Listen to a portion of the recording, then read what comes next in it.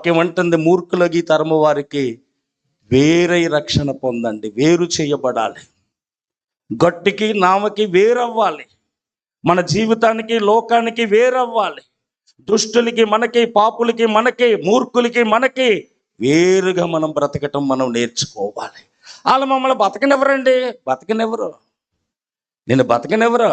అందుకే నువ్వు దూరంగా రమ్మంటుంటా, అందుకే నిన్ను వేరైపోమంటుంటా. కానీ అక్కడే పాముకుంటూ ఉంటావు, అక్కడే ఉంటావు. ఏంటో మరి నాకు అర్థమవుతావు. ఎందుకంటే మా ఊళ్ళు పిచ్చి. అలా మా ఊళ్ళండి, మా ఊళ్ళని ఎక్కడ వదిలేస్తామండి? మాది పెద్ద పుట్టలోనే ఉంటాయి పాములన్నీ. ఆల్రెడీ ఒకసారి వేసేసిన ఈ కాట్లు.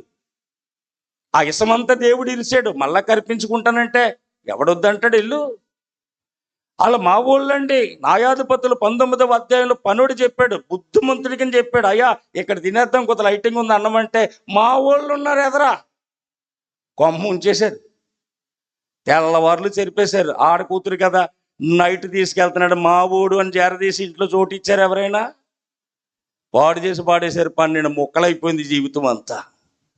మా ఊళ్ళు కాదు. ఎవరు మా ఊళ్ళు? యేసుబాబు కంటే గొప్పడువా నువ్వు? యేసుబాబు కంటే గొప్పదానివా నువ్వు?